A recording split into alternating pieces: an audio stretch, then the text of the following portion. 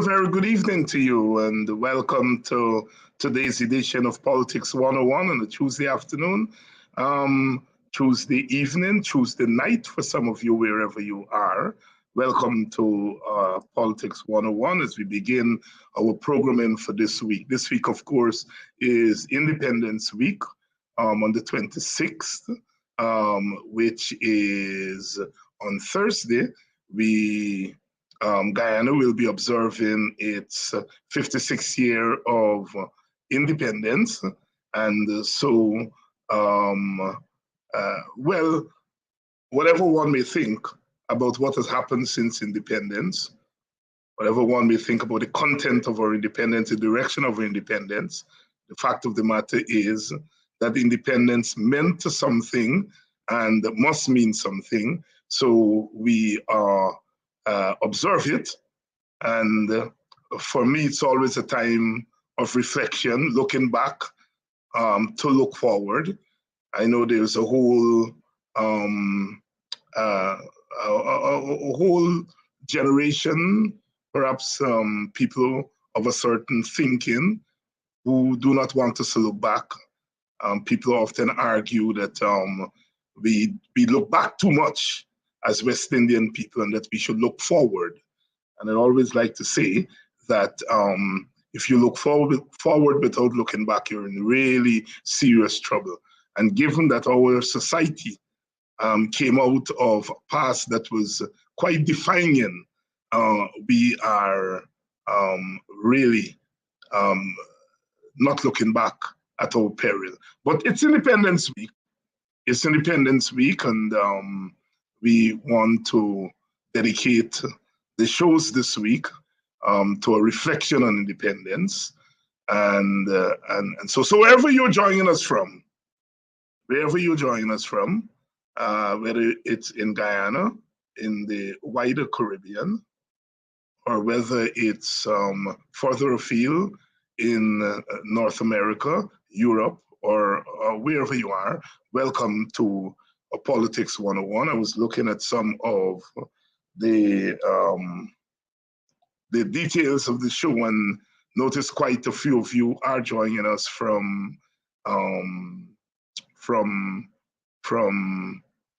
South America. That is Suriname, French Guyana. So I want to welcome all of you there. You know, the majority of people on this show are really joining from Georgetown, East Coast, Demerara, as the people always kind of give us the impression that the majority of people who join the show are from North America, and that our show is speaking. No, more than, I think 54% of the people who join this show are from Demerara. We have a good contingent from Berbice and from Essequibo. But contrary to common knowledge, it's not people who are in North America who make up the majority of the show. It's good to know that because, of course, one cannot dismiss the program as a set of diaspora people. You know, I think it's unique to Guyana. It's there in the rest of the Caribbean, but you know, these politicians like to play games with those who live in Guyana and those who don't live in Guyana. You know, all the politicians trek to North America when they want to raise funds for their elections campaign and whatever, and then they encourage this thing about who live in Guyana and who don't live in Guyana and so on. I noticed an esteemed columnist some time ago talking about people not knowing Guyana, don't live in Guyana, so they don't know Guyana. My goodness. Anyhow, we are all Guyanese. And as Short said in that definitive calypso, nobody gonna run me from where we come from. And nobody determines for anybody who's Guyanese and who's not Guyanese and who's more Guyanese and who know Guyana more and all that kind of foolishness. You know, once something begins to have the effect that they didn't think it would have. They have to find some way to delegitimize it. But welcome to all Guyanese and all those who are not Guyanese and all friends of Guyana who joined this program. I want to welcome you. Hope you had a wonderful weekend and a productive start to the new week as we press forward. For those of you who have been following the news would have heard the shocking news over the last 24 hours that the National Library, which had given permission for an exhibition to be held by the Burnham Foundation, a pictorial exhibition of Burnham to mark Independence Anniversary, having given the Burnham Foundation the permission at the very last moment, that permission was withdrawn, ostensibly because the library wants to hold its own independence exhibition. Now, whether that is true, whether it is true that they forgot that they had an exhibition and gave permission to the Burnham Foundation, one cannot help but thinking that it was politically inspired. And this is what I'm talking about.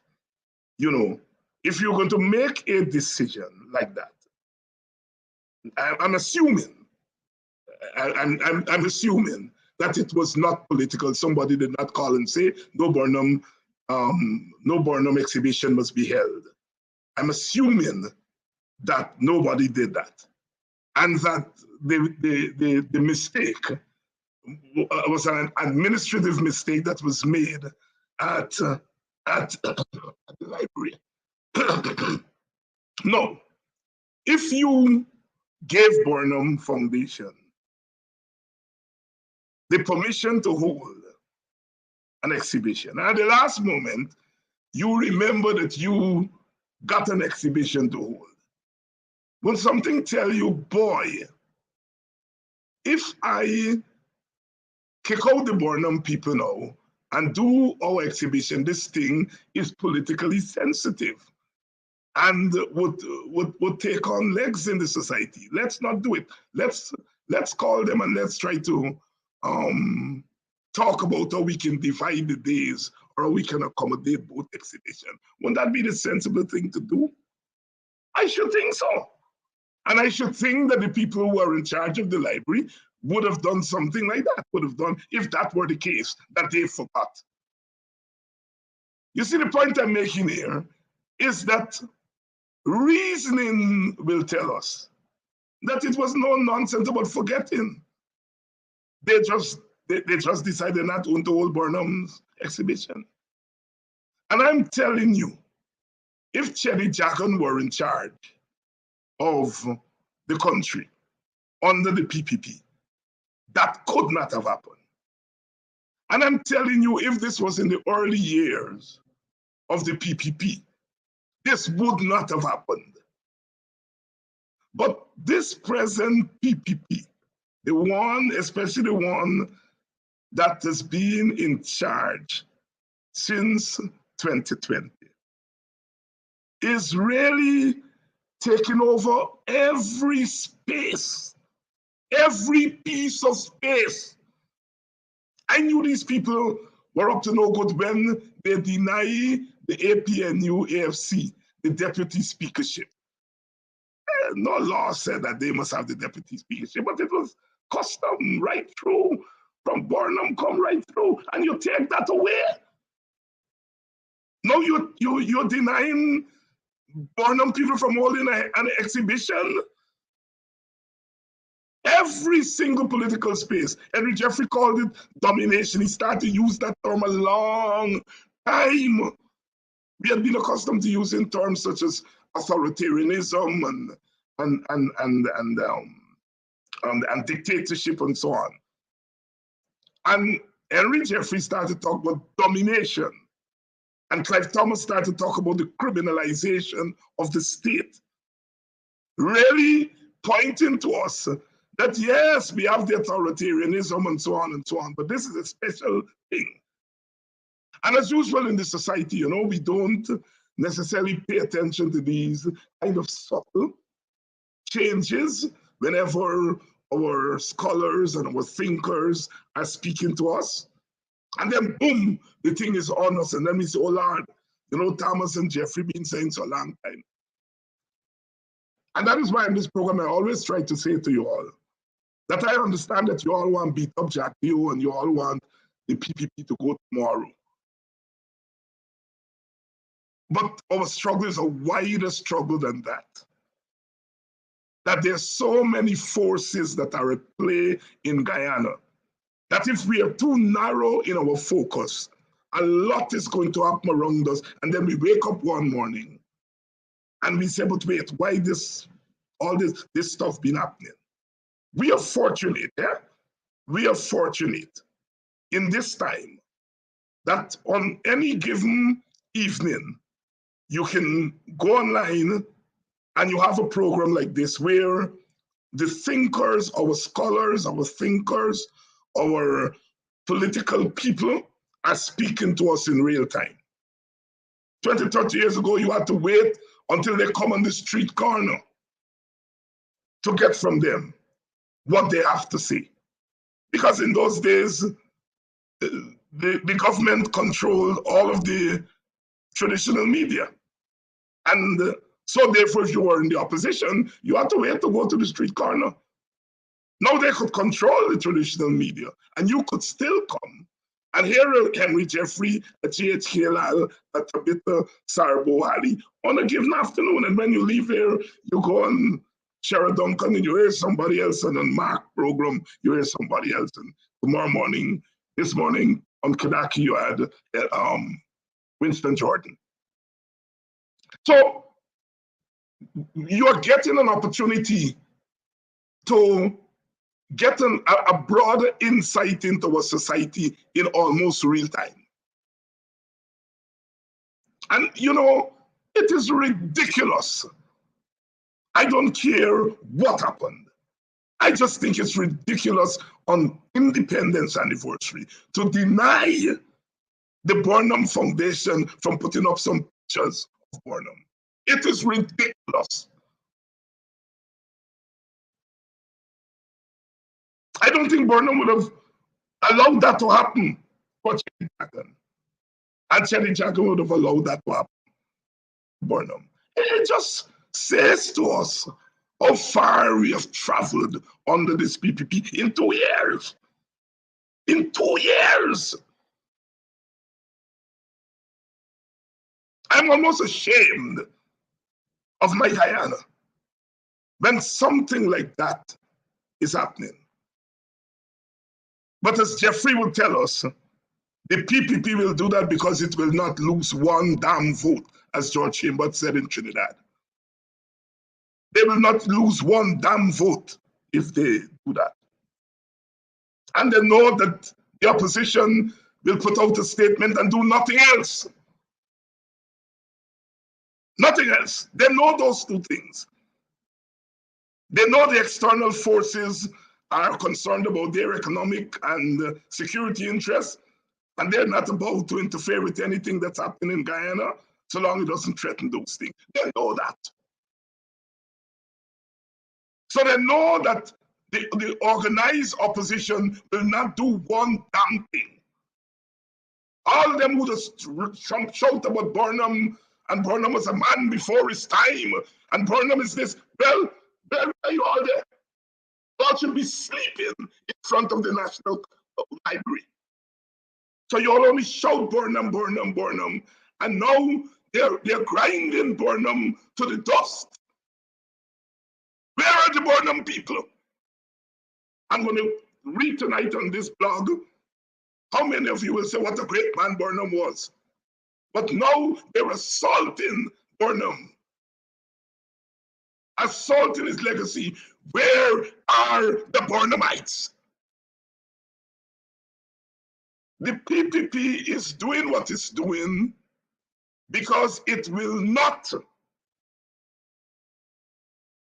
be managed by its own constituency. And Jeffrey said they will not lose one vote. In fact, they may get some more votes as a result of that.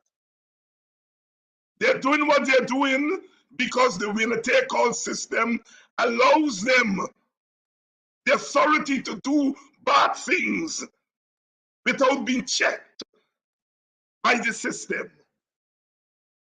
And yet when we talk about changing the winner-take-all system, you all say you all don't want power sharing. They're doing what they're doing because they know that the opposition is a lame opposition.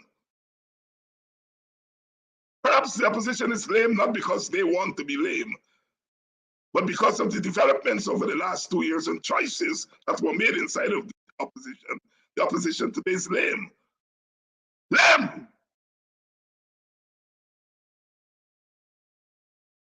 And so, Jack Joe would not have, orphan is a little by. Jack Joe would not have prevented a Burnham exhibition if Hoyt were in charge of the PNC. Or even Corbyn.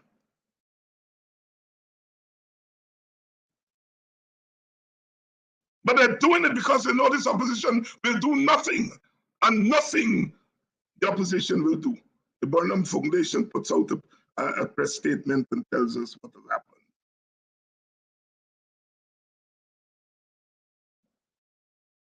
And they're doing it because the external forces, they are here. They're all over Guyana. But they are concerned about their interests. If their interests happen to coincide with the opposition interests, well, so be it. But at this point, they don't coincide. All of y'all are in boots on the ground. People have been fighting me about these boots on the ground for 1 year. Boots on the ground. What we need are boots on the ground. Boots on the ground. Boots on the ground. Boots on the ground.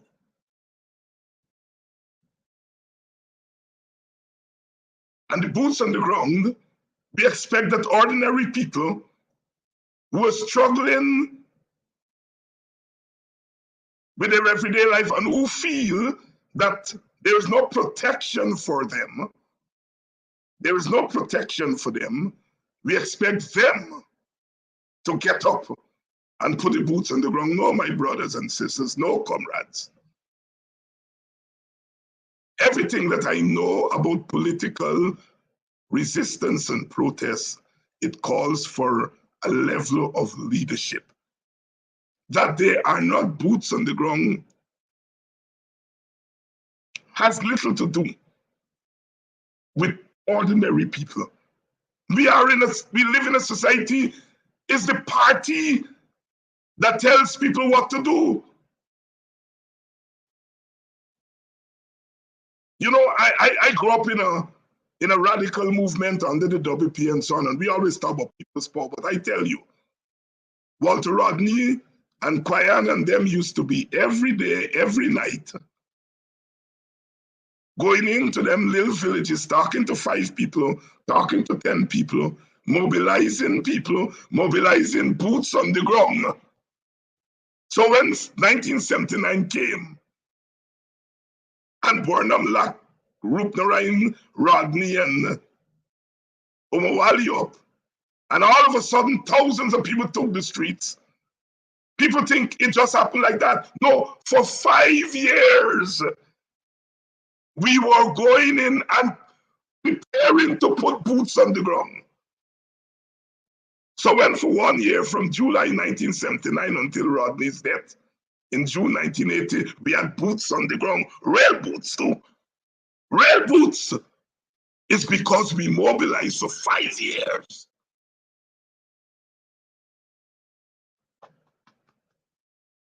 I recruited myself at 15 to join the movement. Because the brothers and sisters were preparing for the day when boots are needed. You all want boots on the ground. But you all don't want to do what it takes to be boots on the ground. Let me be frank with all you. I know something but pushing government out of power. The PPP is now be pushed out of power tomorrow. Get out of your head.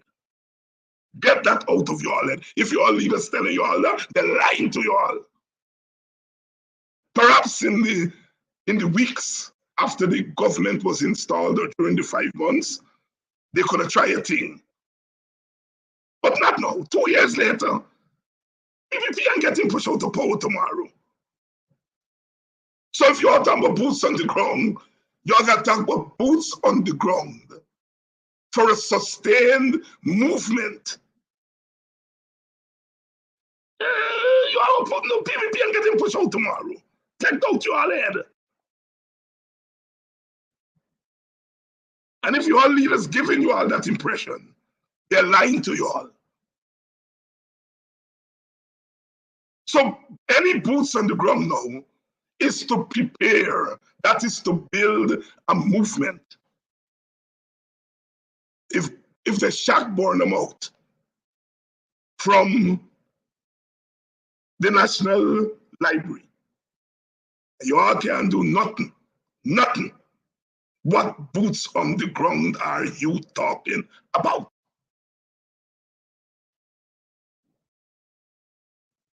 I mean, Bollers, she had to be out there by herself one day and shame the rest of us so that we could have gone out the next morning to stand with her. And the rest of us, I'm talking about the political leadership here, And that's ordinary people. I have no doubt in my mind that when the bell is called up yonder, the ordinary Guyanese will be there. They are sufficiently angry. But the bell got to be rung by the leaders. If crazy people, or let me take back crazy people.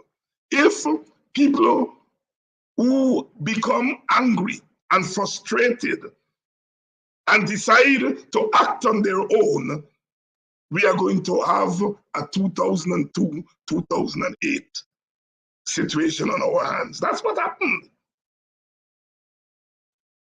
The opposition was playing the fool. And then boys decide that they're going to take action on their own. And we see what happened in those 6 years. It not only consumed the government, it consumed the opposition. That thing destroyed my village, Buxton. And neither side should want us to get a situation where people who are not in the organized political organizations take action on their own. We are not going to be able to control it. But that could happen if the opposition, the main opposition party or parties, continue to play the fool. Because they're playing the fool. There are things the organized opposition could be doing right now, short of craziness. I read a book a couple of years ago, and I think Jeffrey knows that book too, about the many, many ways to protest. And it was amazing how many ways to protest. And as I grew up in a protest movement, and I know we used to use about 25 ways of protest.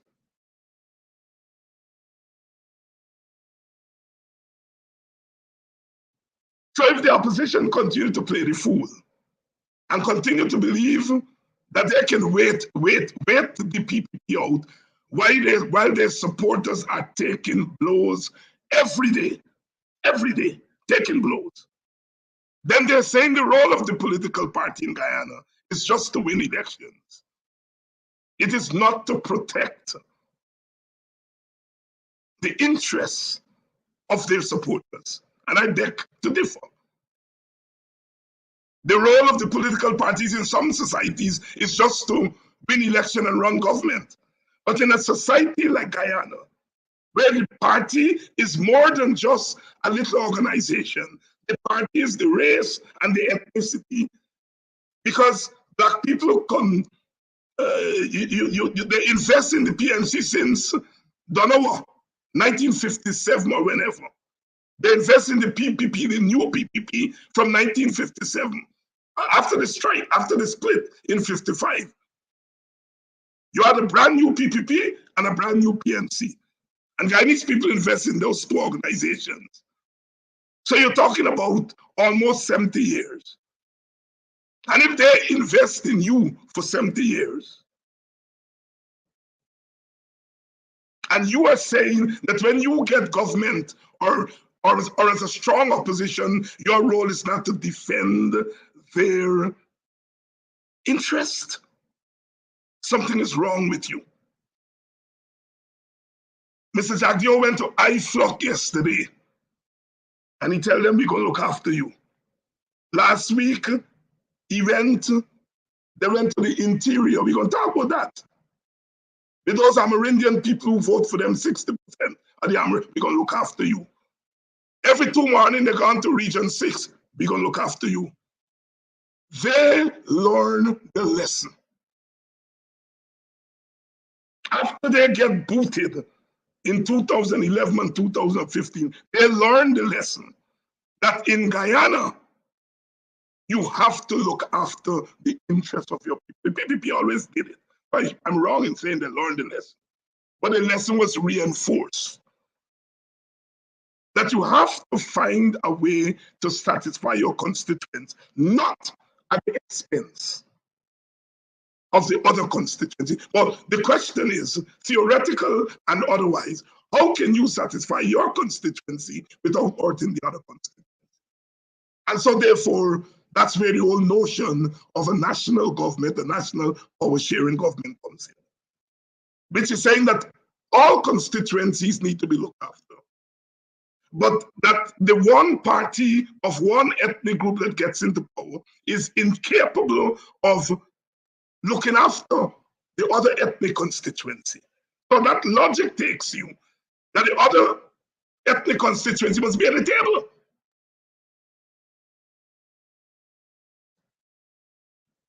Say what you all want to say about Lennox Schumann. He put Amerindian interests only about a 1% or a couple percent of them vote for you. But he said to the PPP, I representing Amerindian interests here. He's deputy speaker. They give you a little talks. He working with the government. So, in a subtle way, Schumann is looking after Amerindian interests. Unashamedly, when the PPP started beating me up and he looked like he was going to show up here, you see, he gone right back in. Because somebody called him and tell him, are you stupid? You stay there so that Amerindian people can get something. Our African Guyanese leaders have to grow up politically and realize that Guyana has changed and is changing. That one people, one nation is an aspiration. It must always be our aspiration. De Gregory used to say, it's okay. It's okay to call Bill Clinton the first Black president in America. It's okay to call him a brother.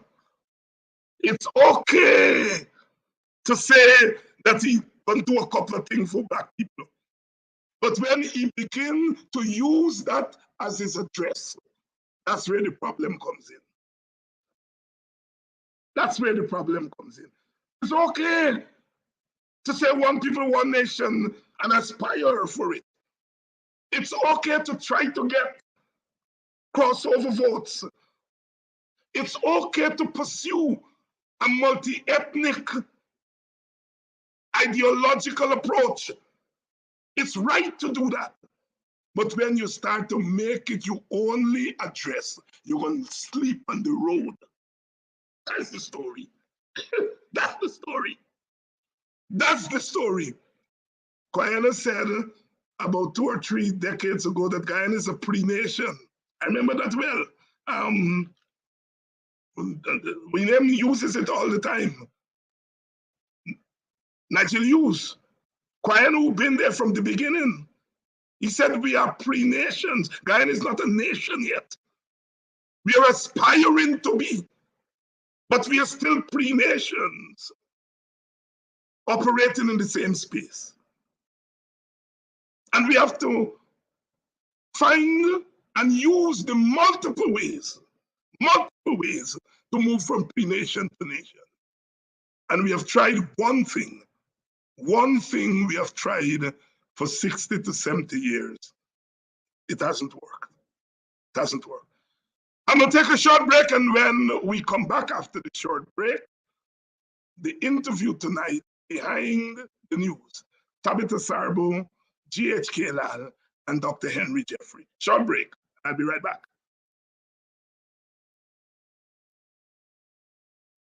And the scale of the oil and gas sector in our economy is monumental.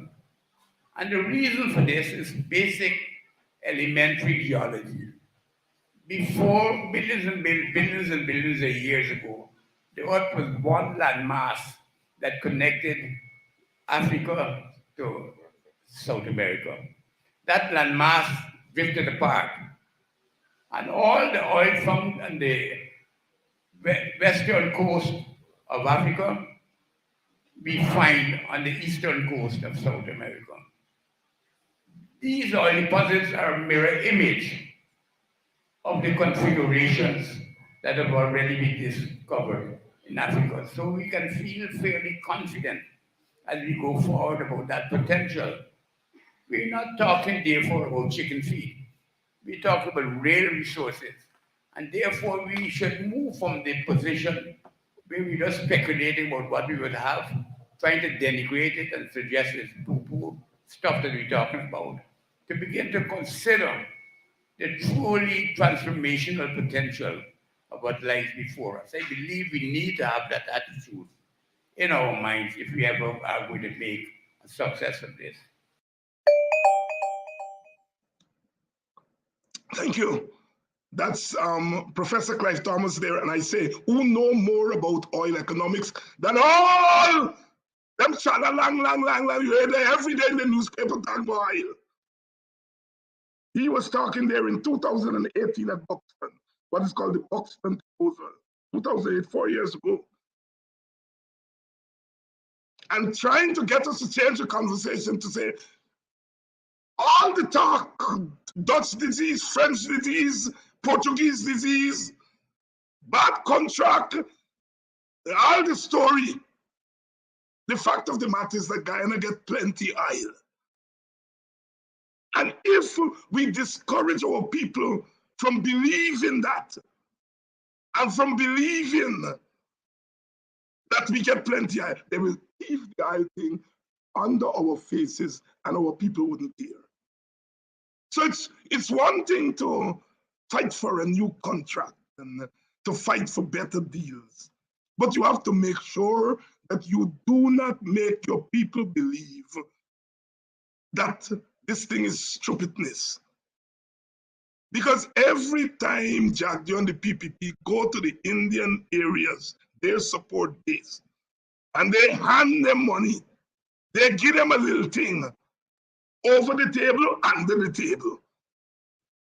They are impressing upon them that we got plenty oil and it matters. And I think our supporters of the opposition in general, African Guyanese in particular, I think we are the ones who are, according to Clive Thomas, poo-pooing this oil that we get. And we gonna end up with nothing. When our own government was in power, and we raised the idea of giving you all a direct cash transfer, Bob and Weave, Edge. Now the PPP come in, they're not calling it transfer, they're giving away to their support. Not Bob and Weave. But our leaders say we're going to smoke it out, we're going to drink it out, we're going to spend it on woman and all kind of thing. Heaven help us. But we got to keep pressing on. Good night, everybody. Good night, everybody. Albert is saying that times a revolution without leadership, we get chaotic something. But you understand what I'm talking about. You get what I'm talking about. Boots on the ground without leadership. Those boots will disappear in less than a day. Are you coming up against the state who got a monopoly on not only boots, but boots and more boots, according to Bobby, my boy there from Barbados. Anyhow, I took up more time than I intended to, and I beg pardon. As I bring in my our panel tonight, I want to also dedicate this week's program to my auntie Jean, Mommy Jean from Buxton. Those of you Buxtonians in the audience who died this past week will be buried next week. Mommy Jean, my aunt, she has a more famous son than me, the former chair of the Linden IMC, and Ario Orin Gordon, that's his mother. His mother, my aunt. Those of you from Buxton, Bobby, who owns the car base, that's his mother. Mommy Jean, one of the ladies, one of the women in the village who helped to raise me. In fact, she had a direct hand in raising me. We all lived in one yard. You look out our window and you look inside Mommy Jean window, and we were always there. If Auntie don't cook in time, we eat from Mommy Jean and vice versa. And she was always supportive of us, of education. She was big on that. Of education, she was always supportive of that. But she was also supportive of community activity. Our yard was always a hub of cultural activities, whether it's around emancipation, and Mommy Jean was always there when we were doing poetry or whatever. So condolences to our immediate family, and may her soul rest in peace. So I'm remembering her this week, and we bury her early next week. Jean Gordon, gone. And for you Buxtonians, Mommy Jean is gone. All right, my interview tonight, Dr. Henry Jeffrey, G.H.K. Lal, and Tabitha Sarbo. How's everybody doing? Good. I apologize for taking up some of y'all's time. And I'll try to keep my commentary after you all finish the next time. Right. So, Tabitha, let me start with you. What do you make of this decision to deny this Burnham exhibition? Well, first of all, good evening to you and sincere condolences to you and your family, David. And good evening to fellow panelists. In terms of the issue with the National Library and the Burnham exhibition, I think it shows, it's a direct attack on Burnham and his legacy, but I think it was intentional. I think Jagdeo is showing the people how weak the opposition currently is. And the fact that the response has been so limited thus far in not only this instance, but all other instances that we may get to eventually, I think it proves that he is right at this particular point. It's a sad place, but it's basically saying, he's basically throwing it in the opposition's face, that I can do what I want, and this is your leader, and I can decide to do this to your leader, and you have no response for what it is that I'm going to do. and that he thought it best to do this. I think it's just basically because he can. He's showing that he has this strength. He's showing that he has the upper hand, and he's showing that the weaknesses of the opposition currently.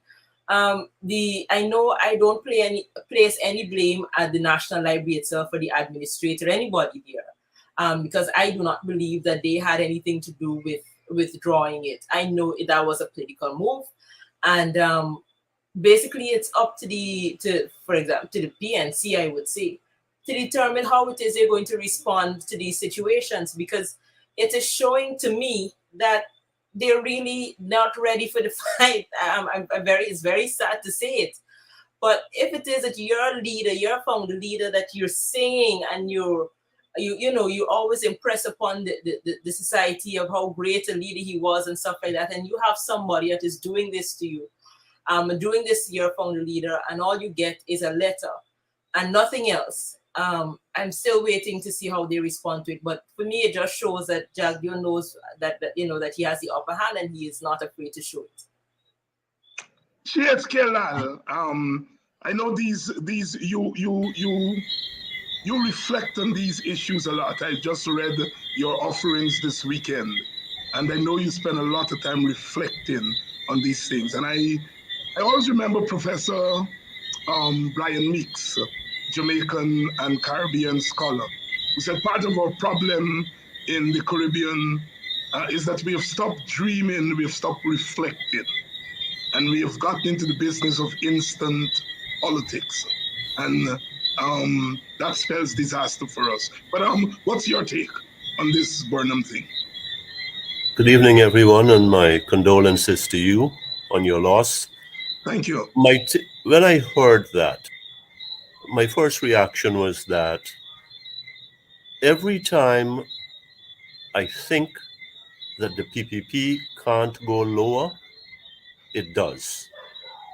I mean, there's a level of pettiness and meanness in this action that speaks for itself.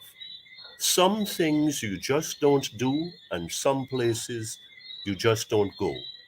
Here it is that we are 56 years old to be on Thursday, and on this week, at the last moment, there is this repugnance. There's this abomination. I mean, it's an insult. It's well thought out. I heard you say that even if we were to make allowance for an administrative error, and I want to scrap that one immediately, in that the people at the National Library, they are veterans. They've been around for a while, at least I would think at the middle to senior levels, and therefore there's a degree of competence there. There's a degree of understanding of what is relevant, what is meaningful, and you don't get to be the librarian, the chief librarian, and the chief administrative officer, or whatever it's termed, and to not know the contributions of Burnham to this country, the aura of the man, the halo that still surrounds the man.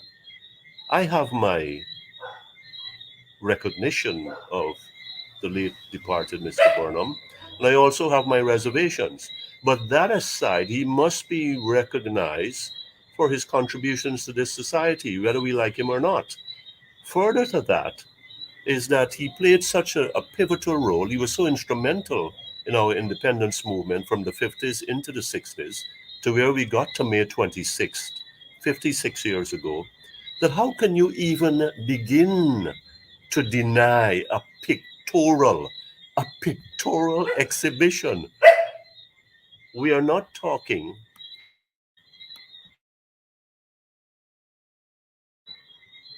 we are not speaking of a speakers coming out and having a rousing delivery and oratory and flashing reminiscences. We're speaking of a pictorial exhibition, if I've got this right. So for this to happen, for this thing to appear as it did, tells me there are invisible hands behind it. And I'm not talking economics here or Adam Smith. They are invisible, and they are powerful hands that are able to get things done. And I heard Miss Ms. Sarabo Halley said that we can do it. But I'll tell you something that may have been left out. The PPP feels that it can be done because they can get away with it. You only bullies and cowards and intimidators and tyrants only go to this length when they believe that they will be given a pass by whatever opposing forces are arrayed against them with whatever they do. And this is what, again, the envelope is pushed. Let me see what level of sensitivity you have. Let me see how much of a reaction, how much of a temperature check you will display before the world now that something as prickly, something as vital as this has happened on such a week and in such a way. And that's my take on this. Dr. Jeffrey, you have had a bird's eye view of both sides, perhaps more of one side or the other. What's your take? Condolences, David, for your relative. My take is simple, but it's a bit different. You see, the PPP is doing this because it knows it can get away with it. But the PPP isn't stupid. This is not the only travesty that they've been involved in of recent time. And as somebody who has been in politics for some time, my first thought would be what is it they are up to? Are they trying to take my eyes off of another ball?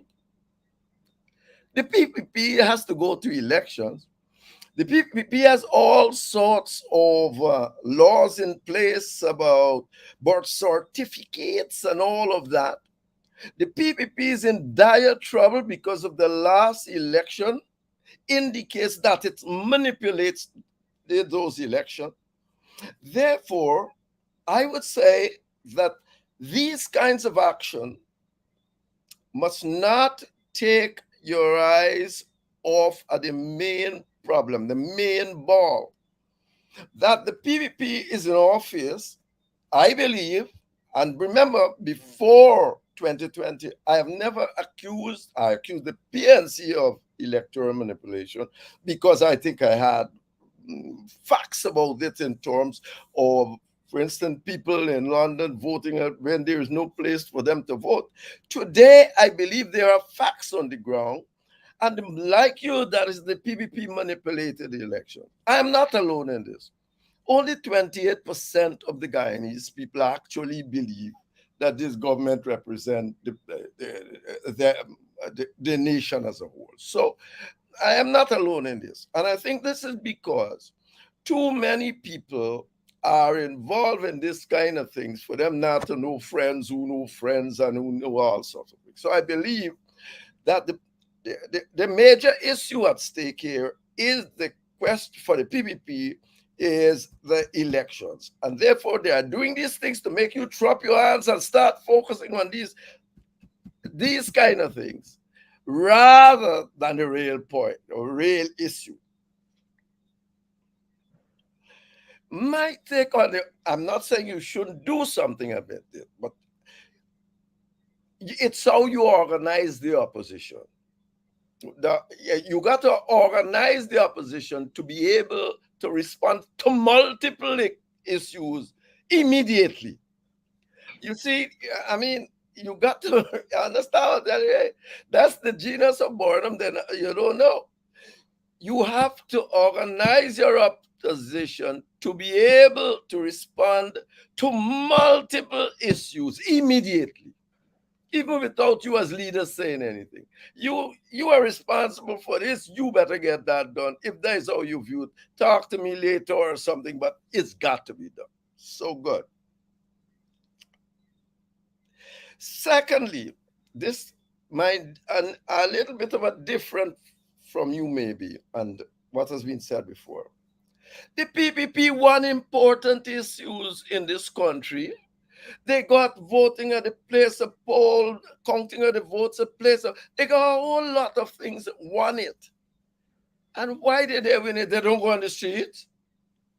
This big thing about going on the streets and only want people to go on the street that's only one method of thing. You said there are about 125 methods of dealing with governments. The PAPP did do some underhand things like burning sugarcane and that sort of thing, but the people never really went on the streets, and they got what they wanted. Why can't you organize yourself to do similarly? You will need to respond at certain times. I can't remember when did PPP ever seriously respond by going on the street, but that is one of your major strengths in terms of mobilization. And maybe you should be organizing, as you said, to do just that. But certainly, the reason I believe I am worried about, let me tell you, and this is, you don't show it, but I believe that it is there from the opposition standpoint. The opposition has been, Mr. Norton has taken office, the opposition has been around for 2 years, and to this day, I am not certain that the supporters know precisely what they're doing. They have not said clearly, this is our pathway, for that the people can know. You just can't say, I am going to win election. That is the whole hat. You have got to expand on that. What is it that you intend to do with Guyana? Because for me, winning election by 1 or 2 votes or seats is nothing. Nobody with 1 and 2 votes seats more than the other should be spending out all this oil wealth that you say.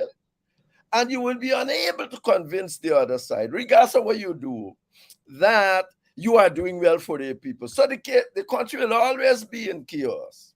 Therefore, these people got to be on the table. That's one important issue. But even if that is not what they want, I think they have to tell people clearly they just can't sit down, apparently doing very little, and people don't know what is going on. The days for that, I think there was a point of time when they got through with it. But I'm telling you, the days for that is gone. Yes, go ahead. Yeah, now, the boots on the ground are important, as I said, for the PS, because that is one of the signal. I'm not, they should have a group of people who are only organizing that and running with that. They should have a group of people who talk about things like shared governance, something. They should have, it should be like concentric circles, as Barnum used to say. It's concentric circles. So you ain't got to wait for no leader necessarily to move. You must move. Men like Denny and they're mobilizing. You understand? They men know when to move. You might have to speak to the leader later, but you have to know when to move. Now, you mentioned external forces. The external forces have been the one that have largely been a backup to the PPP, even when it was in opposition. But to get them to work with you, you have to define clearly what, or let them understand clearly where you are going. You are not going to sit down in this airy-fairy way and get them to work with you. So far as I'm concerned, what happens here is in the hands of the PPP. No question on that for me. That there is the hands of the PPP. It's their hands. But they know that it would provoke you. And it would provoke you into perhaps making the wrong move or looking the other way, taking your eyes off the real target, which to my mind, is how to win elections in 2020. Win elections, meaning everybody would sit around, or at least the observers will sit around and say you won elections. The observers have already joined you and said to you that the European Union was quite clear that there is no way a country of 660,000 people can have a residency of about 500,000 people? How can a country with a residency of 500,000 people have an electoral list of 660,000? It is not possible. It's not right. You got to deal with that issue. And you know what I said? It's the high immigration rate that is responsible for that. You got to deal with these issues. You got to come out clearly on where you stand on them. You have to have a clean electoral list. Maybe later we talk about biometric, but you have to have all efforts to have a clean list and to maintain the integrity of that list during the electoral process. You really don't want to call another election and after that you saying 40 something bucks and all sort of people's find that shouldn't be there. So yes, I understand the need. I understand the need to maintain your signature tune, but at the same time I said, don't take your eyes off of the real target. Don't. And therefore, it's how the opposition is organized is of massive importance. Massive importance. And I think they are organized now in a kind of a vertical way. Talk to the leader before you do anything. You have to have concentric circles. That is not even horizontal. That says you act. You act. Your job is to do X. Get it done. And we can talk later, or you can call it emergency meeting, but you are sitting there in a group of people, and that's your game. And unless this opposition understands that, you will get nowhere. I am not here. I think Guyana has changed. The problem is the PPP has lost the natural majority it had. Guyana is becoming more of a multi-ethnic society, but the PPP is still locked in dominance. It still wants to control, and that's why it gone to a rigging election and manipulating election. And it started realizing this since about 2006. When you look at the numbers and all of that. Look how long a country, the Caribbean had the census, I think in 2012 census, they had a result maybe another couple. Look how long we took to get the census results. So effectively, we have got to think in not straight line, not in this thing that because I do that, you must respond. We got to say, hey, what it is that they really want to put your mind to. What is it? I might be wrong with what I'm saying, and I'm willing to accept that. But you cannot go in this line that say, hey, they behave like that, let me respond. Nope. You have to say, hey, where's the major game here? Where are we going? What is it that they really want? And you got to counter it. If you had a concentric circle, you have to counter it with numerous activities around it. All of them potent to the goals you set yourself. I don't think they have yet set themselves a credible goal outside of loose talk about winning elections and this and that. So that's my take. Tabitha, anything there that Dr. Jeffrey raised that you want to respond to, add to? Yes, thank you. Dr. Jeffrey, I don't disagree with what you were saying. Holistically, I agree with the direction of what you're saying. It should not be that you are reacting every time something happens. And it has to come from a strategy of this is where we're going. And so things will arise, but we know how we will respond when things come up, but based on an end point or a goal that we're heading towards. And I agree with you completely on that. My only hesitation is that I read what the PPP are doing a bit differently. I see them taking steps and doing these things to not really expecting much of the political organizations, because I think they have a sense of where the political organization is at this moment, but it's trying to get a response or get the people to understand where the opposition is, and it is affecting the supporters of the opposition more than the political leaders. So if it is that a Sean Wallace happened and the DPP responds in a particular way, this happens with the Burnham. A couple of weeks ago, something else happened, and there is consistent non-response or lack of response. I'm not saying necessarily you have to find 5,000 people on the road every week when something comes out, but there is no sense of there's seemingly no sense of urgency in any type or kind of response from the opposition, the effect it has on their supporters. And I think people is using that to reduce people looking to the opposition as being able to protect them, being able to defend them, being able to assist them in whatever situations may arise. And so then they end up looking elsewhere for one, their daily bread, but for also protection, however they may need it at that particular point in time. So that is my only hesitation with what it is that you said. THK, before you come back and read, THK. I think I heard what Dr. Jeffrey has said, but I think also that this latest action by the PPP, and that has to be put right at their doorstep and footstep, is that it is reflective of this creeping control, this expanding of its wings into every area, not only to test reaction, but to show that, look, we will do this, and we are able to register where it matters that we can get away with it. I don't think I want to move from that, because I sense in many areas that there are things we detect, we discern. In different areas, there are things that are happening which causes discomfort, but beyond that, nothing much.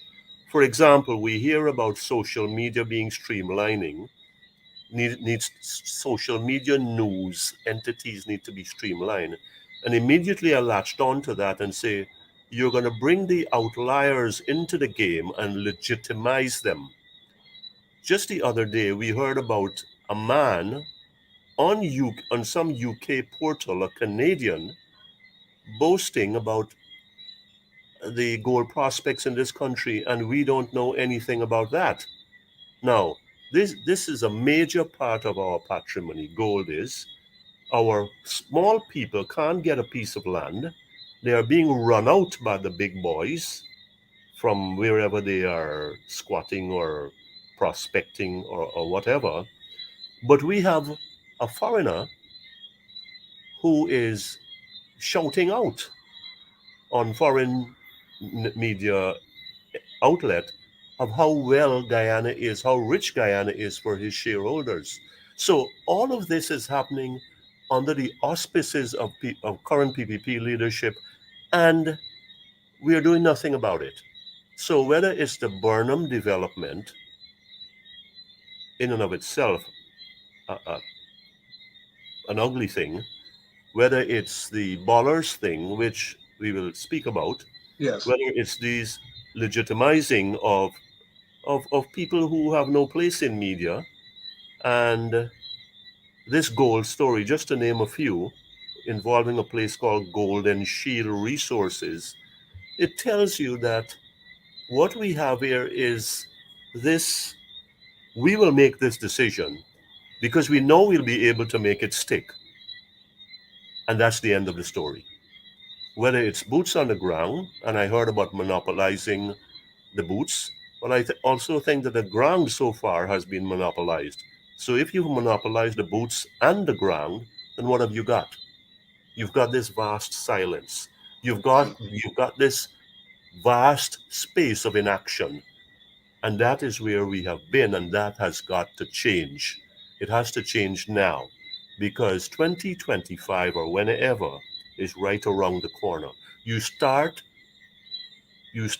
rehearsing for the next stage in the electoral process from the day after the elections, not when you're 6 months just before it or a year. That's not good enough. The PPP is already doing that, and I say kudos to them. Where is the opposition? I see Mr. Norton making a lot of steps, commendable steps, with putting his own footprints on the territory, at least of supporters, and he's been moving around the place. And I say that's a good start. But he needs to do more, and there needs to be this coherent this coherent and comprehensive strategy that I still have not put my arms around because I'm wondering where it is. So overall, I heard what Dr. Jeffrey and Ms. Sarabo Halley has said, and I still have some identification with that, whilst I also have my own ideas of where I see all of this leading. You've got to take this thing not in isolation. You've got to take the whole confluence of events from yesterday, last year, and before in the last 2 years, maybe even before in the old PPP. The only thing that has changed with the new PPP, and I've heard about this so-called rehabilitation and re-engineering of its leadership, is that it doesn't confront anymore. It's much more nuanced, but the actions are the same. So we have that in the face issue at the National Library. We have these other ones, and we are still not in a position where there is a viable response. And that is what troubles me. Jeffrey, overemphasis on the general, running the risk of cutting the link between the general and the particular?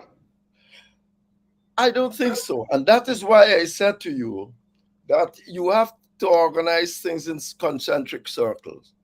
One person must be able to deal, or one group must be able to deal with the whole question of mobilization and when to respond. I never say for one moment you don't need to respond.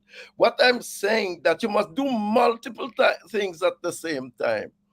At the same time you're doing this, you must have another group looking seriously to see what is the PPP up to when they are doing these things. And you have to look, when you're talking about politics and politicians, you gotta look at the things that change, can overthrow them, to get them out of power. So that is an important issue. And therefore, you have that kind of group working at that level too. So you have different people. You can have even cultural groups doing things culturally, and propaganda group doing things propaganda, but all must be focused on a strategy.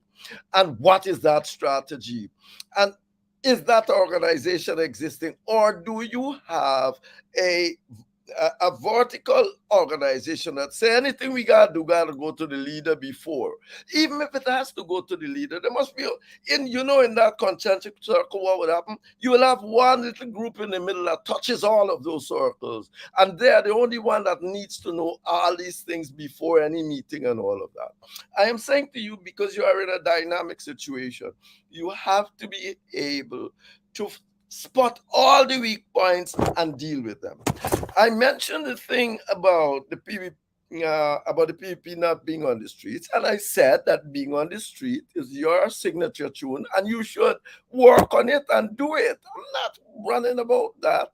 That is your signature, and it should be worked on, and you should be able to respond in various ways, not only that way. I suggested also that you look at what the PPP has won much of what it has won out because the international community is with them, and at least, well, with them in the sense of in that objective.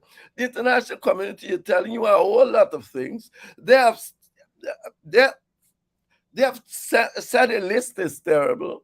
The very people who put you out of office said, at the minimum, you must have a new list. Now you run it. At the minimum, the CARICOM people say, before you go to another election, you must have a new list. What is your response to that kind of thing? What are you doing in that sort of context? So I am not in the least saying that you shouldn't have response. I'm saying you should have multiple response, not just waiting for any one thing, but it is all based on a strategy, all based on something I have not seen. If you ask me what it is, the people, I'm PNC, you know what I'm saying, because they are the main opposition. They should be mobilizing. Look what's happening. Look what's happening in terms of the thought about electoral reform. The electoral reform people are saying essentially that this is not the way to go. You should have had a group there already latched into them. They may have, by the way, I don't know nothing about these things. But I'm saying I am not seeing it, latched into that group that is saying, look, they said, listen what the Europeans said, any reform must be based on an inclusive consultation and the political what? Consensus. That's what the people who put them in office say. You must have political consensus on any rules you're going to have. Now you got to mobilize that support. You got to mobilize some of the CARICOM saying, the Europeans who seem to have written this thing on the West as a whole. You have to latch into that support and say, we are having no consensus. Where are you now? You got to get your people in those countries to do similarly. This is not simple matter of responding. That is all I was trying to say. It's not a simple matter of responding to any one action of the PP. There's got to be multiple action, pressure coming from all sides. The reason I'm smiling all the time, Henry and Anil, is because I'm wondering whether the Mass Party is organized for that kind of approach. When I was coming up in the WPA, that was the approach. We had cells, each cell responsible. And even when you say cultural thing, we never gave that up. We were always doing the culture, and all of that was part of the large strategy. But we want a Mass Party, and so it was easier to achieve that. I'm wondering whether the Mass Party is capable of that. But the point that I take from you is that the Mass Party must realize that the Mass Party of 20, 40 years ago has to give way to a new Mass Party to deal with that concern. And I think that's my frustration with the PNC, that it has not adopted the Mass Party to the demands of the moment. And I hear more than echoes of that from Saribu and Lal, right? And if people, some of you are PNC people, we know that, right? Please don't get into your nonsense about who this and who that. We are trying to make an analysis of where our society is, and the PNC is an important player in our society. And it has to, and you, its supporters, you all have to be open to a certain kind of critique. That's what we're after here. Anyhow, let's move to Shaunet Bollers, because I think that's a very important development. Every day that sometimes you don't have time to really flesh them out. GHK, I'll open with you because you have some preliminary perspectives on what's happening there. And now the DPP has acted, which has really broadened the thing. Go ahead. I think that there are four issues here that I would like to zero in on in the Bollers instance. First of all, I think that she could have been advised to approach this differently. And we'll expand on all these in a moment. The second thing was that what was presented on her behalf could have been tighter. And the third thing, the DPP, in terms of the wrong law, I hear that. But still, which brings me to the fourth issue, the DPP should have exercised the discretion and the wisdom to let this thing run its course. Let this thing run its course in open court, and let's see where it leads. So first of all, Ms. Bollers had this incident, a terrible one, and clearly something egregious happened. She's wounded, she's offended, we all are, whether we are male or female, and that goes without saying. I felt that going under the Racial Hostilities Act, it might have been better if she had gone under something about assault. The second thing, what was presented on her behalf had to be better crafted. So that opening was jumped upon, I noticed, by the DPP's office to her detriment. Now, there may be arguments for or against that, but I think it could have been taughter. It could have been much more tidier. The Racial Hostilities Act, the circumstances were 1-to-1, as opposed to a public channel. So the question about incitement and all of that, the issue of those, they kind of fall flat. So that's why I go back to my first thing. She would have been better served, in my opinion, if she had pursued her matter along the line of a private assault complaint. The last thing I want to say is that the DPP's office really has a history of leaning towards the government of the day, more towards their side. And you may ask, how is that relevant given that this is a private matter? But when we look at the pedigree of the people involved that are opposed, that insulted and injured Miss Bollers, clearly they go far. And clearly her matter could not be allowed to stand, so it got quashed. I think that the DPP's office would have been wiser to remember what Mr. Bumble said in Charles Dickens' Oliver Twist. The law is an ass, an idiot. So when we hang our hat on, it is what the law says, we need to have the wisdom and the judgment also to remember that ringing in our ears and to say, well, listen, let's stand back, even if momentarily, and see where this goes. That's my take. Thank you, my brother. I'm laughing the other morning on Kadagi's program. I got a little bit more fight since the law is often a jackass. And I repeated about 50 times. And I'm got somebody who's much more measured than I am. Actually feel that it's relevant in this instance. Tabitha and then Henry. A couple of things. I read the Racial Hostility Act because after reading the position by the DPP, or the explanation, if you want to call it that, as to why she chose to dismiss the case, I came to a different understanding. I am not a lawyer, so let me start out by saying that.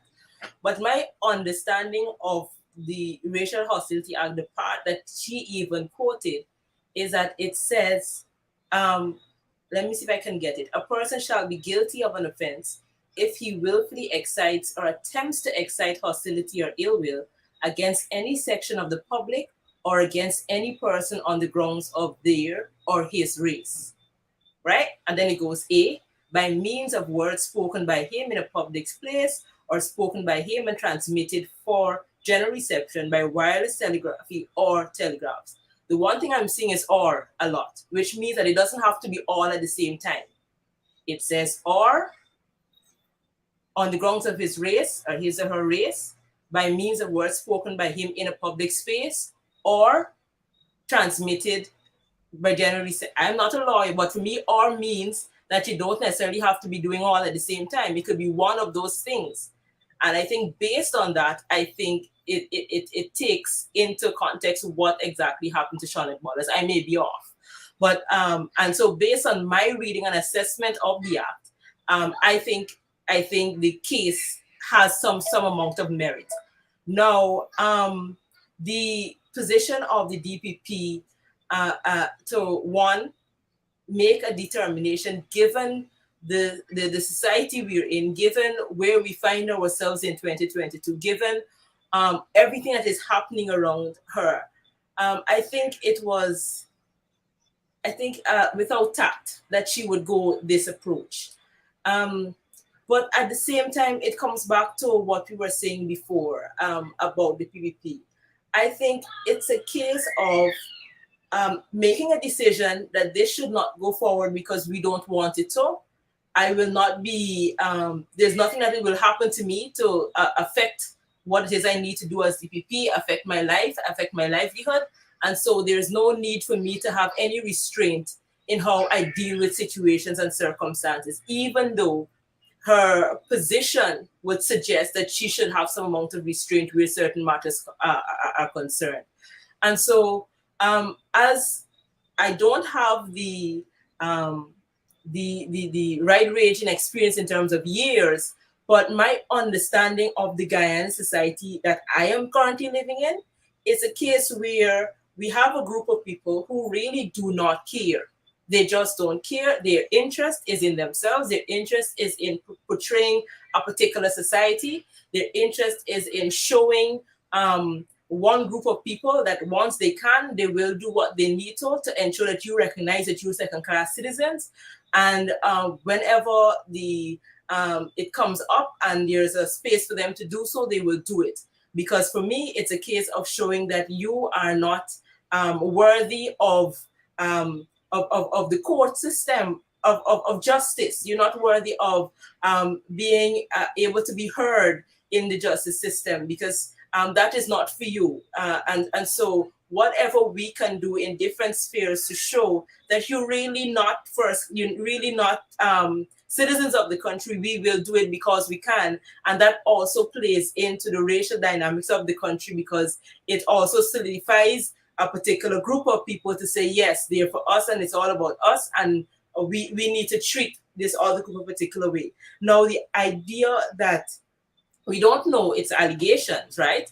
We don't know that what really transpired. We weren't there, but we're hearing Shaunet Wallace's case, and the lawyer who is alleged to have done this, we were hoping that through a court that we would get to the bottom of what really transpired, and the court would be able to give some amount of judgment. Now that is no longer the case. And the fear too is that because of his position in society, because of his relationship to his father and who his father is, that people feel that once they have a certain pedigree, once they are seen as close enough to those who are in power, that they also will be covered. And what does that mean down the line? It does not mean that you have to be a politician to be covered. You just need to be friends with somebody or be seen to be in a particular bracket, and that you can do what you want and the system will ensure that you're covered. That is what I am seeing.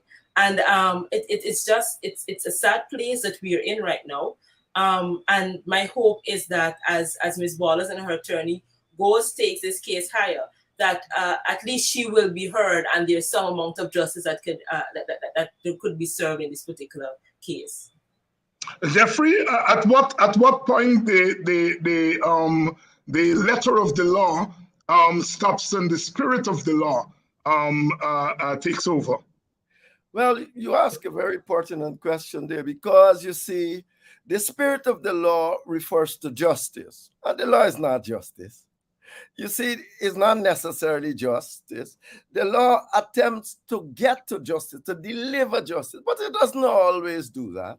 And the result is that we hear things the law is on us. That's when it does not deliver what people expect, and justice and so on.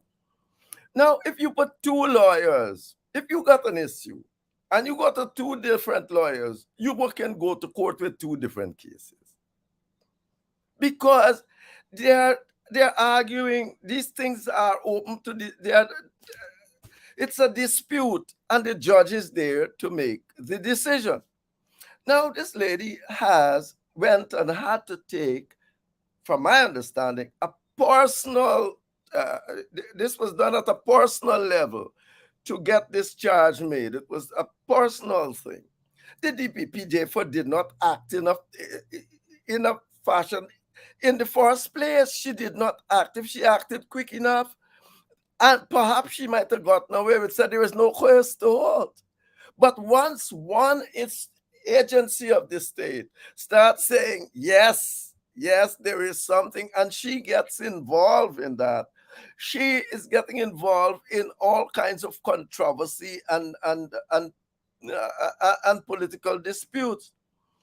The DPP must know too that this issue is not simply at all just about the law.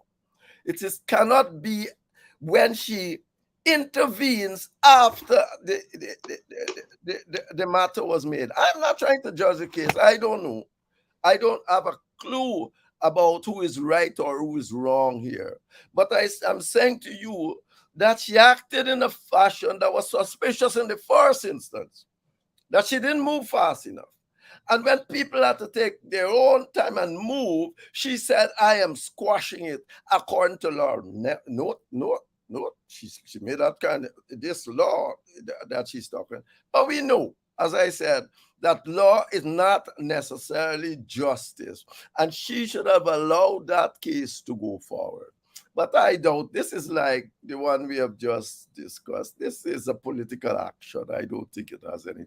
I see she went to, in her response, she went along talking about the DCP is independent. Well, thou protested too much. The truth is that this is another PPP action that more or less say, we don't care what you do. We can also distract you and do what we want, because you can spend some time on this. And therefore the PPP, the PNC, and they are the major party. They are the major opposition party out there, and they need to be properly organized to respond. I'm going to tell you, let me just finish by saying that, it's a personal thing. Yeah, where I went and worked for the PNC around 1994, 95, 96.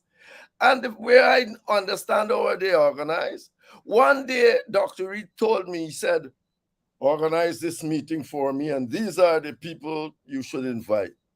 Well, there was a very important chap who came up after, and very important, I would have thought, in the whole context of the meeting and the ministry, as a matter of fact. And I said, I could I can invite this man. I thought it was a non-plus, it was not a discourse we're having here. He's a closely knit person. After it gets annoyed with me, he said, and let me tell you something. When I tell you who to invite, you invite those people. Because not everything everybody know. Not everything Elvin was the boss. Mark David and let me explain to you how this party is organized, young man. And then he went on with the cells. It's me turning it into concentric circles. But he went on about his cells and who this what, and there's only one circle touching all of it, all of them, the others, and you are not in it. Mark David is not in it, so you don't know what's going on anywhere else. So when I tell you to invite, and I'm telling you, it was a kind of lesson, but since then I've read up a little bit about political organization, and believe you me, around the world that's how they operate. Yeah. To be able to respond quickly to various activity at a high level of competence. Let's turn our attention to the recent announcement by the president that they're giving $20,000 to the people in the riverine areas, and $1 billion in fertilizer, that kind of thing. It's a continuation of that handout business rather than getting into really serious policy. GHK Lal, do you see this as something that the PPP has invested in, and where do you think it will lead us economically and otherwise? Well, there are a couple of things at work here. The PPP is on the move, no doubt about it. It is part of a continuum. It controls the purse strings, and it's very selective about how it dispenses funds. So you look at the three areas. One, riverine community, which is mainly hinterland. And so it is targeting that, what we could call iffy swing vote, and saying, remember, we've been here for you. Look what we do for y'all. 25 tow, 25 big one. So there's the first thing. So it's putting down a marker there in a very sensitive demographic. The $1 billion in free fertilizer, the president said, well, look, this is 15 to 30% of the operations cost of the farmers. I think that's a good thing. And he says that it will pass through, or he hopes it passes through to the consumer in terms of lower food products, food prices. Well, I have my doubts about that, because every time there is some such incentive from government, whether it was shipping or reduced gasoline, excise tax, we have not felt the full impact of those handouts, which favor mainly a sector. In this instance with the farmers, let's not beat about the bush here. A good thing, yes, but targeted again, because the farming community is, I could say, I think safely, a fairly huge PPP constituency. So there's some strategy behind that there. In terms of the homeowners, which was the third plank in this latest relief announcement, which I termed the Voter Stabilization Act, aka relief setup, is that the homeowners, that's a mixed bunch. And you are again saying, we were there for you, and where this comes from, more can be.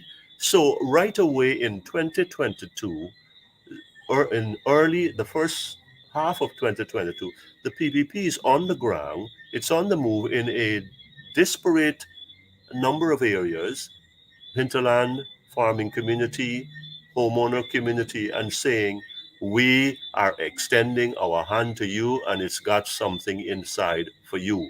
So remember us. And I think this is where this is going. It is not free. There's no free lunch here. It's a quid pro quo, something for something. And I wish that the coalition had done this in its time, but it didn't. That's water under the bridge. These people have learned. This party and this government has learned, and it is doing its level best to get that message across by having a fist that has something inside. Every time it goes to Region 6 or whichever region it is, I'm not too educated on this, and I should be. And it is doing itself many favors by doing other people favors. In terms of why the same thing is not being done for Region 10 and Region 4, I think that speaks for itself. Why is it not national, comprehensive as a national? If you're going to do relief, stop doing this piecemeal thing. Stop jumping from here to there and ignoring the other half of Guyana that voted, that are citizens. They are not illegal aliens. They are citizens, and they have needs, and they're hurting. And they see this going on. So what you're doing here is setting up those who get and those who don't get. You are stoking the embers here, whether you're doing this unconsciously or deliberately. And I think there's a little bit of deliberation in that. When you bring all these things together, the future building from the present, I think that's where we are with this latest relief packages that is partial and that is selective. Tabitha Sarabo Halley. Thank you. When you were in university, they had the conversation about former colonial powers and the fact that after they gained independence, they gained some amount of political independence, but not economic independence. Given what has transpired in Guyana over the last 2 or 3 years, you could even query about the political independence we actually have. But there's the view that the countries gained what we would call political independence. You can vote for your own, but the economic independence was lagging because we were so dependent on loans and so from the first world countries. That's what was said at the university level. And now we are in a position as a country to sort of reduce that dependence significantly, and in a sense also ensure that more of our people come out of poverty, ensure that more of our people have access to resources in a way that they would be able to, on their own, with some amount of assistance, but get themselves out of poverty and be able to look after their family in a better manner than we've had in the past. And what I am seeing from the PPP is obviously that there is no one proper policy to deal with poverty alleviation in Guyana. There's no proper policy to deal with actually ensuring that we reduce our poverty levels. I think one is that they're not interested in that, and they're interested in really how many people they continue to hold something over their head so that they can do what they want them to do. And so we end up with a continued dependence locally or internally as different communities now are looking to see whether or not they would be getting the handouts this year or next year. And so it's a sad place that we're in. I think where the housing is concerned, I'm just going to put out something and we can respond to it. There's a lot that is happening in terms of developing certain new housing places in Region 4. This whole idea of, I remember a couple months ago, the PPP was talking about splitting up Region 4 to help with the electoral process around elections time. And I'm wondering whether some amount of gerrymandering is in the making where these housing projects are concerned. Who will get these houses, and whether or not it will impact the numbers in Region 4 and maybe Region 10, because those were the two places of recent that they said they're going to give us some amount of house lots. Whether there is some link to ensuring that the numbers go a bit more in their favor in these particular regions. So when I see certain statements being made, you have to look at how politically they will benefit from whatever the statements are, because it's not altruistic that they're doing these things. And so I have to pause where the housing issue when the president made the announcement on the housing development. And so when you look at it holistically, one, it's all politics, which that is it. They're a political party, and it's all about retaining power and maintaining power and ensuring that the next elections they get back in by whatever means. And so as analysts, we have to, I think, look at what it is that they're doing and how it is it's going to impact their next election plan. And for the opposition now, how do you counter whatever they may be planning? Because I know there's housing development happening behind South or North Rumbelt. There's some amount on the East Coast, and there's a housing development happening in Region 10. So those things have to be taken into consideration. I'm guessing we'll get to the biometrics part, because I think that also plays into this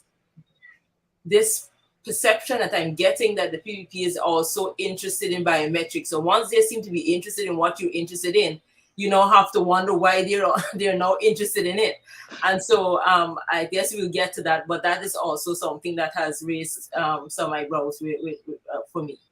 Henry Jeffrey, oil resources, ethnicity, clientelism, electoral strategizing, all coming into play here? Of course. I mean, but that's how politicians operate. That's if you sit down to strategize, that's what you do. The PPP want to solidify their support, so they give them things.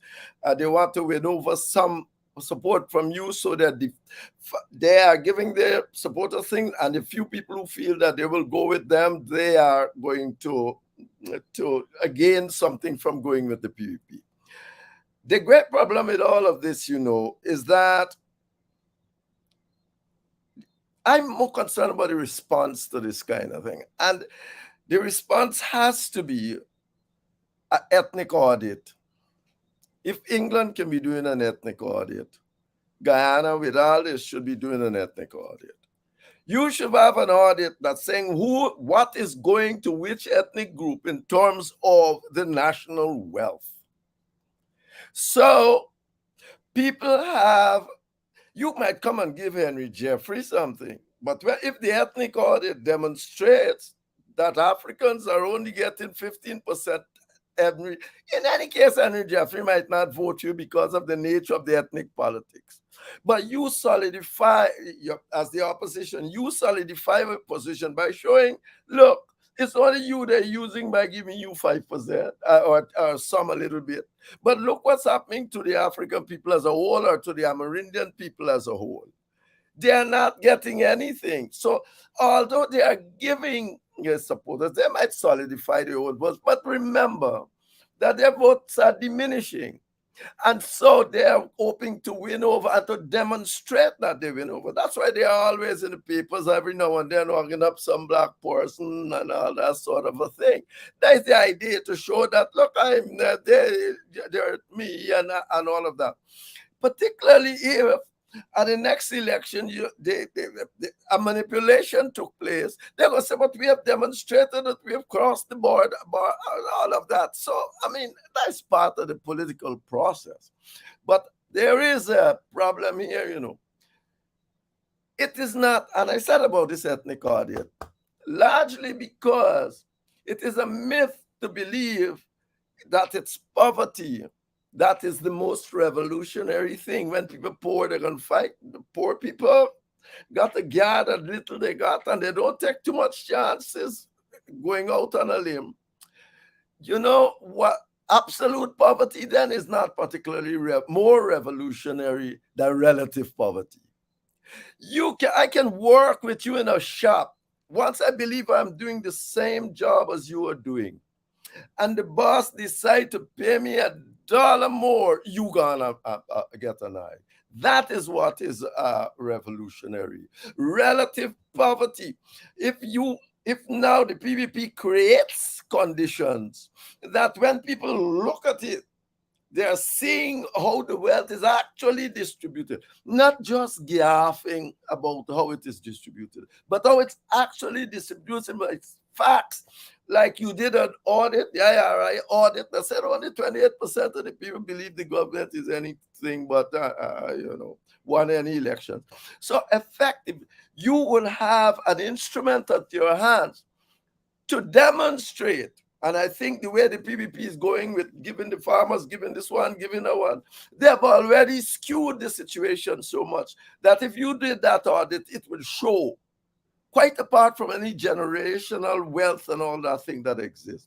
And that is why you need to have real facts. You need to be organized, and you have to drive the process with an holistic strategy and plan that takes all this kind of things into consideration. The PPP, anybody, I'm not knocking them for doing, I'm not knocking them for doing what they're doing in the context of what they're doing, and they want to dominate the society. That's what they're going to do. If they, on the other hand, wanted another kind of power sharing, no winner takes all, they're going to do something else. So it's not, that's what they're going to do, and that's what they're doing. Is biometrics going to make a difference in terms of the problems that we see came up in the audit of the boxes in particular? Is biometrics going to make a difference there, Jeffrey? Biometrics can make a difference, but now if you got that big bloated list, you see, if the list, why we make a big fuss? Biometric is only a way of showing, not making the possibilities of wrongdoing, people to get away with the possibilities of wrongdoing. That's all biometrics is about. The truth is that if you have a huge bloated list, people, Ghana had biometrics. Here we have some biometrics. But if you have a huge bloated list, it's mankind you're talking about, you know. We can almost do anything. We will find ways to get around it. And you know what's the best way to get around biometrics? We never do an analysis of it. Maybe GCOM has done. Have they ever done an analysis of how often does the biometric machine break down? In a place like Ghana, where although they have all these biometrics, although they have a decent electoral system and so on, you still have people going and do double voting and all that sort of a thing. Largely, and guess what? Guess what correlated? The places that the biometric machine broke down for one reason or another, if those places related with the multiple voting and all that sort of thing. So yes, it will help, but the first shot on the ground must be a clean voters list. It's as simple as that. Tabitha? I can't agree more. That is where I ended up after looking at everything that has been said locally and what has happened in other countries where biometrics are concerned. And to top it off, Bibi Shadiq saying that she may be in favor of it. So I am not convinced that it's the Holy Grail, that would would help. I'm not saying it can't, but it's not the be all and end all. We need to get a clean voters list. And given what is happening with the birth and registration and the fact that so persons are going to be registered as Guyanese without a lot of necessary documents, suggests that they too can tweak the system to ensure that whoever was voting there and was maybe not alive would now have a name with the same ID card and biometrics placed there now, because the biometrics may not have been in the system before and still come back and vote. So I don't think it would solve our problems. It may assist, and so I think we still need to start off with a clean voters list. What that will look like now, given the fact that we have so many persons getting birth certificates and now can also get registered and get voter ID cards, it's also problematic. And properly responding to that, I think, is very important right now, because we know and we've gotten a lot of reports that in the outlying regions, there are a lot of persons who are becoming Guyanese that were not necessarily Guyanese. And so it's a tall order.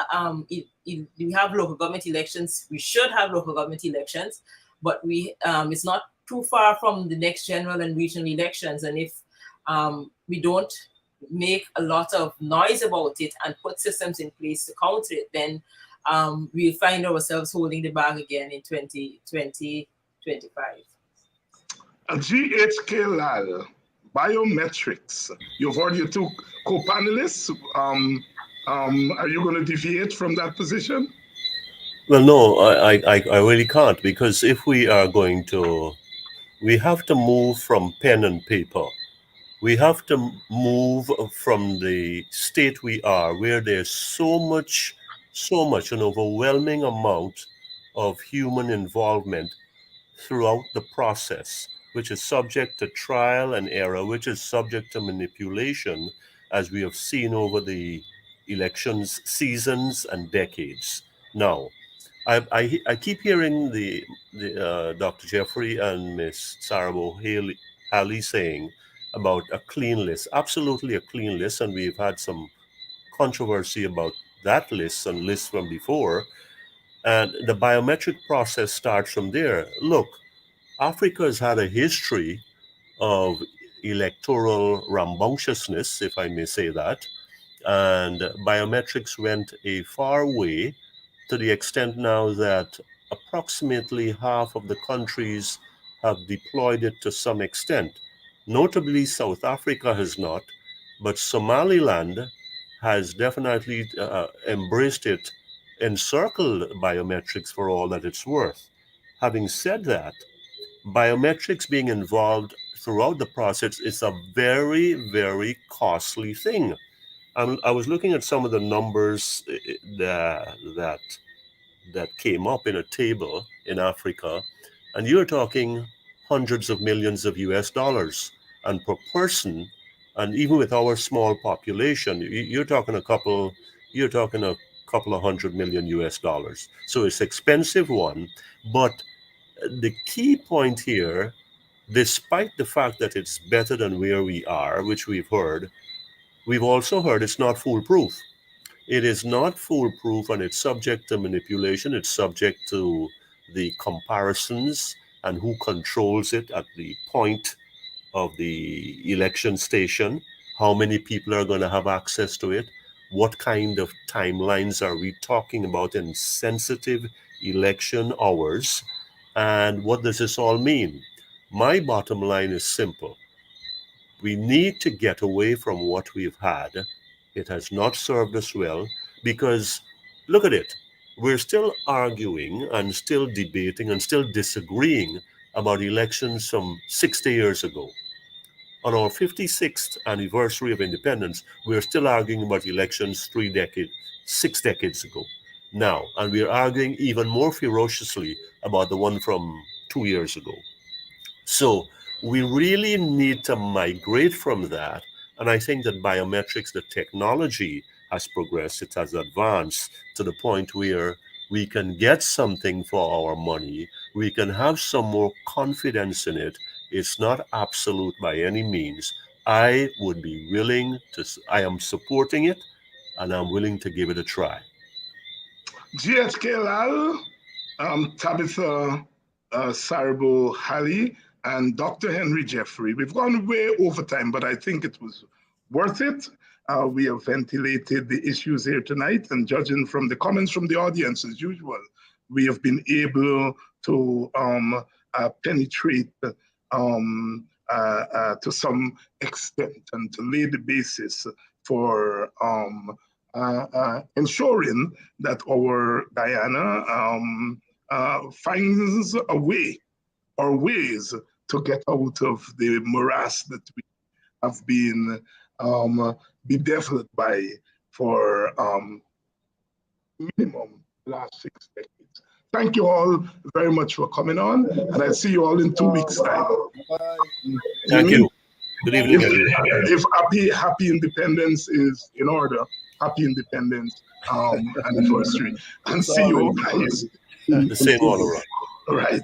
Okay. Thank you all very much. And I want to thank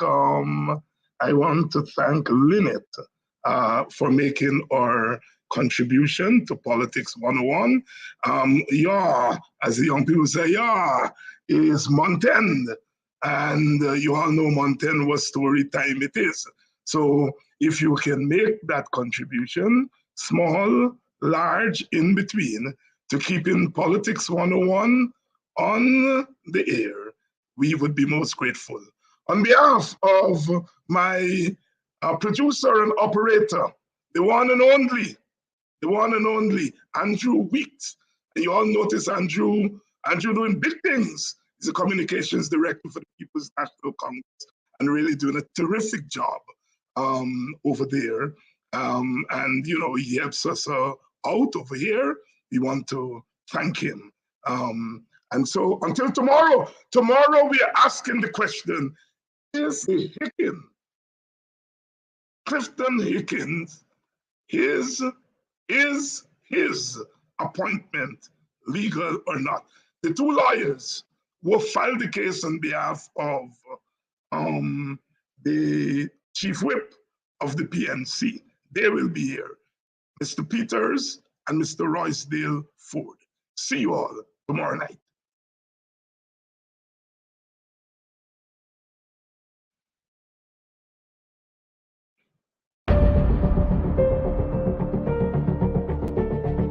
Politics is the heartbeat of a nation. It's not always pleasant, Politics can be very nasty, as we know.